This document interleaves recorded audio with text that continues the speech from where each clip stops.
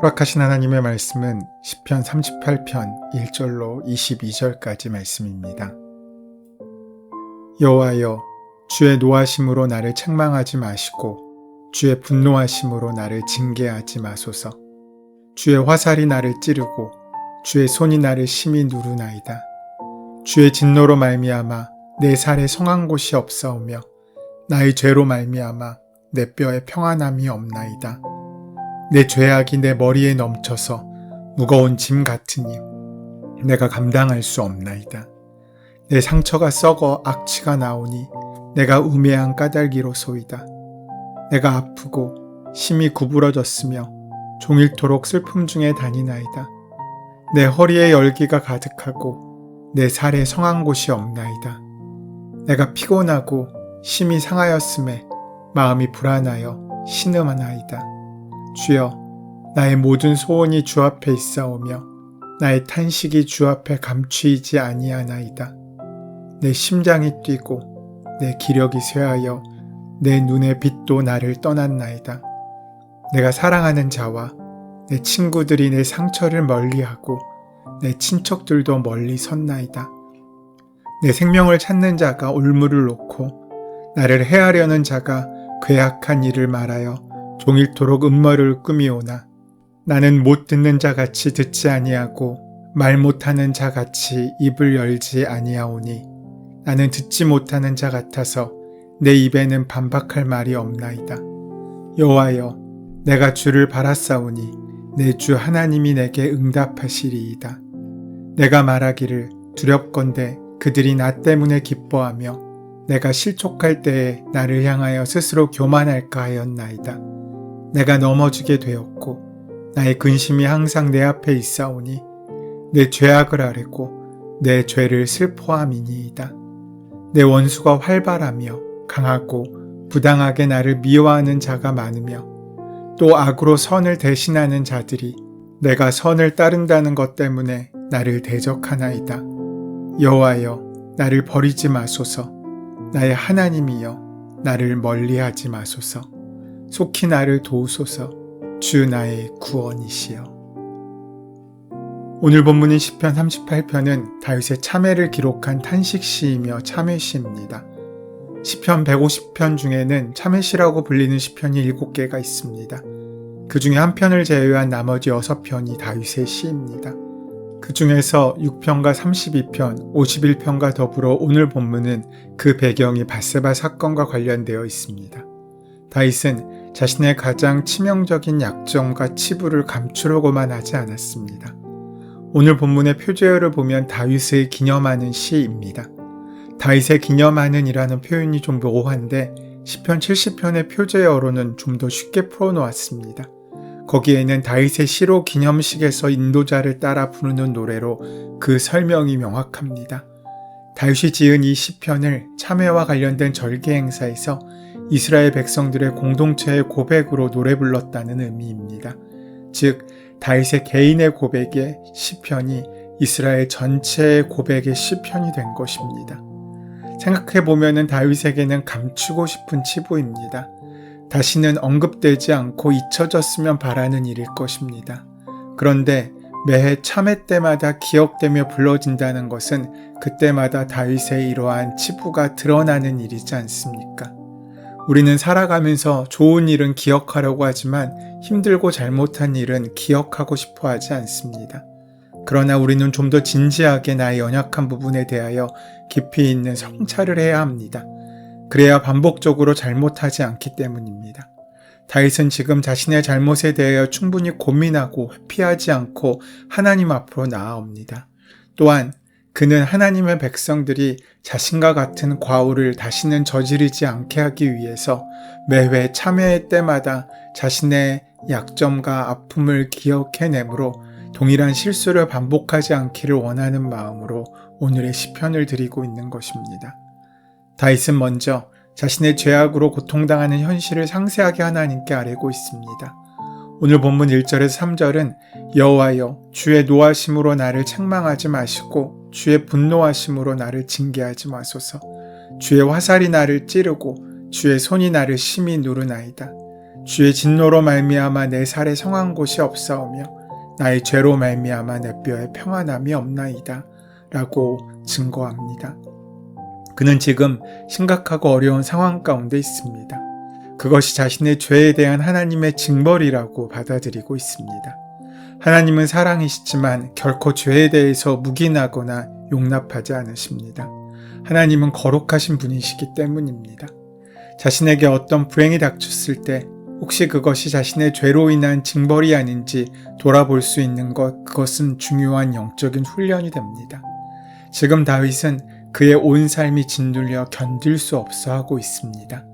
그런데 다윗은 자신을 그렇게 고통스럽게 하는 것이 어디서 오는 것인지를 잘 인식하고 있습니다.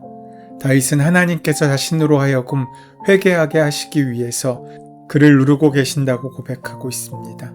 본문 3절은 시편의 기자인 다윗의 현재 처한 상황과 그 결과를 가져온 이유에 대해서 잘 말해주고 있습니다. 그 내용은 이렇습니다. 주의 진노로 말미암아 내 살에 성한 곳이 없사오며 나의 죄로 말미암아 내 뼈에 평안함이 없나이다. 다윗은 지금 살에는 성한 곳이 없고 또한 뼈에는 평안함이 없다고 표현할 정도로 몹시 아프고 어려운 상황입니다. 이러한 내용이 본문 2절부터 8절까지 이어지고 있습니다. 2절에서 주의 화살이 나를 찌르고 주의 손이 나를 심히 누르고 4절에서 내 죄악이 내 머리에 넘쳐서 감당하기 어려울 만큼 무거운 짐 같고 5절에서 상처가 썩어 악취가 나오고 6절에서 아프고 심히 구부러졌고 종일토록 슬픔 중에 다니게 되고 7절에서는 허리가 고장나서 살에 성한 곳이 없고 8절에 피곤하고 심히 상하였고 마음이 불안하여 신음한다고 말하고 있습니다. 다윗은 하나님의 화내심을 주의 노하심, 주의 분노하심, 주의 진노라는 말로 점점 더 상승하는 언어를 사용함으로써 자신을 향한 하나님의 노여워하심이 증폭되고 있음을 말하고 있는 것입니다. 또한 다윗은 하나님의 화내심을 주의 화살이라는 표현을 사용하고 있습니다. 고대의 활은 다른 무기들보다 더 치명적이었습니다. 칼이나 창을 아주 잘 쓰는 검객이 있다고 할지라도 그 사람이 눈앞에 있기 때문에 그가 휘두르는 칼날이나 창날을 피할 수 있고 또 도망칠 수도 있었고 맞설 수도 있었습니다. 하지만 화살은 다릅니다. 화살은 멀리서 날아오기 때문에 맞설 수가 없습니다. 더 나아가 멀리 숨어서 화살을 날리면 어디서 날아오는지 보이지도 않고 막기도 어렵습니다. 다윗은 하나님의 화내심을 화살로 표현하는 것은 지금 자신을 고통스럽게 하고 있는 것이 예전에는 상상하지도 않았던 것이 고통으로 다가오고 있는 것을 보여주고 있는 의미일 것입니다. 그래서 그 고통이 하나님께서 허락하신 것이 분명하기에 더욱더 그 무게에 짓눌려 있는 것입니다. 더 나아가 다윗은 하나님의 화내심을 주의 손이라고 표현하고 있습니다. 우리 같은 일반인을 눕혀놓고 훈련받은 유도 선수나 레슬링 선수가 누르기를 시작하면 우리는 꿈쩍하지 못할 것입니다. 훈련받은 선수가 훈련받지 않은 사람들을 눌러도 벗어날 수 없을 정도인데 하나님의 손은 창조주의 손이시지 않습니까? 그 손이 눌렀다고 하는 것은 정말로 꼼짝할 수 없는 큰 고통을 표현하는 말일 것입니다. 다윗은 하나님께서 자신을 향해 왜 진노하시는지를 정확히 알고 있습니다. 그는 자신의 상태에서 이렇게 고백합니다. 1절 3절의 주체가 하나님이어서 주의 진노, 주의 손, 주의 화살이었다면 4절에서 8절까지의 말씀은 하나님의 진노하심의 대상이 나임을 말하고 있습니다. 내 죄악이 내 머리에 넘쳐서 내가 감당할 수 없고 내 상처가 내가 우매한 까닭이고 내가 아프고 내 허리에 열기가 가득하고 내 살에 성한 곳이 없고 내가 피곤하다라고 말하고 있습니다. 이 모든 상황 속에서 다윗은 비록 죄가 원인이 되어 힘든 상황을 겪고 있지만 이것을 해결할 수 있는 유일한 방법 역시 하나님께 달려 있음을 9절에서 고백하고 있습니다. 그의 모든 아픔과 고통의 원인도 하나님이시지만 그의 모든 회복과 해결 역시 하나님의 손에 달려 있음을 너무나 잘 알고 있었던 것입니다.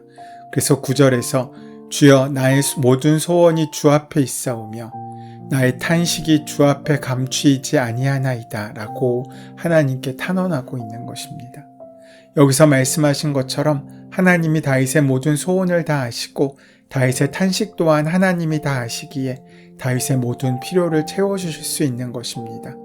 그러한 확신 가운데 다윗은 하나님께 간구하였던 것입니다. 어떠한 질병 가운데 부르짖는 다윗의 기도 외에 다윗은 또 다른 상황에 처해지게 됩니다. 다윗이 이렇게 자신의 아픔을 처절하게 고백하였는데 그것이 끝이 아니었습니다. 오늘 본문 12절부터 14절까지를 보면 다음과 같습니다.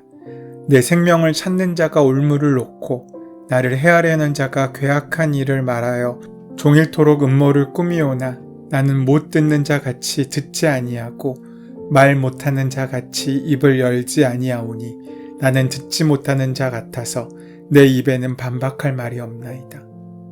이와 같은 어려운 상황 속에서도 다윗이 인내할 수 있었던 것은 다윗이 하나님께 소망을 두었기 때문입니다. 왜냐하면 세상의 어느 곳에서도 그가 마음 둘 곳이 없었고 그가 믿고 의지할 사람이 없었기 때문입니다. 이 세상을 살아가는 동안 다윗이 경험한 것은 마찬가지로 본문 11절에 언급한 대로 사랑하는 사람들과 친구들이 나의 상처를 보고 멀리하고 심지어 친척들까지도 날 멀리하는 경우, 그럴 때 우리는 누구를 바라봐야겠습니까? 다윗의 고백처럼 하나님만 바라볼 수 있어야 합니다. 고개를 숙여 포기하지 않고 오히려 고개를 들어 하늘에서 임하신 하나님의 은혜와 긍휼을 구해야 한다는 것입니다. 그래서 오늘 본문의 다윗은 21절과 22절 말씀을 통해 하나님께 간절히 기도합니다. 이것은 16절에서 20절까지의 말씀에 대한 다윗의 해결책입니다. 그는 16절로 20절에서 이렇게 얘기합니다. 표준사 번역 성경으로 보면 내가 재난에 빠져 있을 때 그들이 나를 비웃지 못하게 하시고 나의 발이 힘을 잃고 비틀거릴 때에도 그들이 나를 보고 허세를 부리지 못하게 해주시라고 주께 기도하였습니다. 드디어 나는 넘어졌고 고통은 잠시도 나를 떠나지 않습니다. 진정으로 나는 나의 잘못을 털어놓고 나의 죄를 슬퍼하지만 나의 원수들은 많아지기만 하고 나를 까닭없이 미워하는 자들도 불어나기만 합니다. 악으로 선을 갚는 저 사람들은 내가 선을 따름으로 나에게 원한을 품습니다. 이에 대해 다윗은 하나님께 21절과 22절의 내용에서 이렇게 기도합니다. 여호와여 나를 버리지 마소서. 나의 하나님이여 나를 멀리하지 마소서. 속히 나를 도우소서. 주 나의 구원이시여. 오늘 시편이 다윗이 밧세바 사건 이후에 겪었던 육체적인 고통과 정신적이고 관계적인 고통, 영적인 고통에 대해서 말하고 있습니다.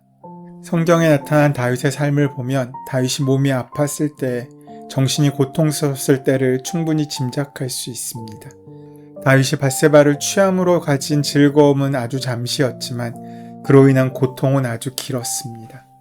다윗의 몸이 아팠을 때는 밧세바가 낳은 아들이 죽었을 때였을 것입니다. 밧세바가 낳은 아들이 심하게 아팠지만 하나님께서 개입하지 않으시고 내버려 두셨습니다. 다윗은 그 아들을 살리기 위해 식음을 전폐했습니다. 다윗은 먹지 않았을 뿐만 아니라 꿇어 엎드려 있기만 했습니다. 나이가 많이 든 신하들이 다윗을 찾아가 그 몸을 일으키려고 했지만 도무지 일어나려 하지 않았습니다. 그런데 그 아들이 일주일 만에 죽습니다. 그 후에 다윗이 일어나 몸을 씻고 음식을 먹기 시작했지만 자식이 아프면 부모가 더 아픈 것이지 않습니까? 부모가 죽어 자식의 가슴에 남는 상처도 크지만 자식이 먼저 죽어 부모의 마음에 남는 상처도 큽니다. 다윗은 그 아들의 죽음으로 인하여 그의 몸 온 곳에 성할 곳이 없었습니다. 다윗은 정신적으로 극심한 고통을 느꼈고 다른 사람과의 관계가 다 무너졌다고 느낄 때 더 큰 문제와 어려움이 닥칩니다. 바로 아들 압살롬이 쿠데타를 일으킨 것입니다. 다윗의 상황이 이러했기에 그가 의뢰할 곳은 오직 한 곳밖에 없었습니다. 오늘 본문 마지막에 그가 구하고 있는 바로 하나님 한 분께였습니다. 다윗에게는 하나님이 그의 최후의 보루였습니다. 앞으로도 갈 수 없고 뒤로도 물러설 수 없고 오른쪽은 잠겨있고 왼쪽은 막혀있을 때 그가 바라볼 곳은 하늘밖에 없었습니다. 그때 하늘문이 열리고 하나님께서는 세상이 줄 수 없는 평안과 위로를 주셨습니다. 다윗이 고통을 겪었던 근본적인 원인은 하나님을 자신의 소망으로 삼지 않고 자신의 욕망을 따라 살았기 때문입니다. 그런 그가 다시 회복될 수 있었던 것은 그가 다시 하나님만을 소망으로 삼았기 때문입니다. 오늘 그 하나님을 다시 우리의 소망으로 삼고 새롭게 시작하는 귀한 하루가 되시기를 소원합니다. 그때 주님의 손으로 이루시는 귀한 은혜를 함께 만나고 누릴 수 있게 될 것입니다. 은혜의 주님, 지금의 어려움이 우리로 하여금 하나님을 더욱더 의지하고 어떤 역경과 시련 가운데도 낙심하지 않는 참된 믿음의 시작의 자리가 될 수 있도록 동행하시고 인도하여 주시옵소서. 오늘도 주님을 더 의지하는 하루가 될 수 있도록 함께하여 주시옵소서. 예수님의 이름으로 기도드립니다. 아멘. 이제 오늘 이 아침 우리에게 허락하신 본문의 말씀이 오늘 나에게 주시는 말씀으로 만나지기 위하여 오늘 본문의 말씀을 깊이 묵상하시고 함께 기도함으로 주님의 은혜를 구하는 시간 갖도록 하겠습니다. 함께 기도합니다.